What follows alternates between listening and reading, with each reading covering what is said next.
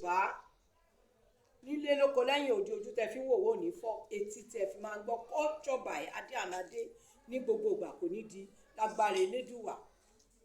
Orúkọ àwọn ọmọ yẹn náà ni mo ṣì ń tẹ̀síwájú nínú ẹ̀.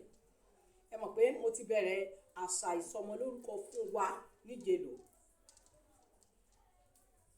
Ọmọ tí wọ́n bí ní àkókò òjò ó ní wọ́n ń pè ní Béjìdé. Ọmọ tí ìyá bí nígbà tí ò ṣe nǹkan oṣù mọ́ tó dédé bí tó lóyún tó wá bí ó la pè ní Ìlọ̀rí.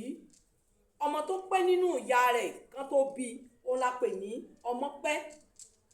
Ọmọ mẹ́ta ṣoṣo tán bí papọ̀ lẹ́ẹ̀kan ṣoṣo ọmọ mẹ́ta tán bí papọ̀ lẹ́ẹ̀kan ṣoṣo ó la pè ní Ẹ̀ta òkò. Ọmọ tí wọ́n bí ní àkókò ìbànújẹ́ ó ní wọ́n pè ní Rẹ̀mílẹ́kún tàbí Ẹkúndayọ̀. Ọmọ tí àwọn òbí bí ní àkókò ayọ̀ ó ní wọ́n pè ní Ayọ̀bámi, Ayọ̀mídé tàbí Adébáyọ̀.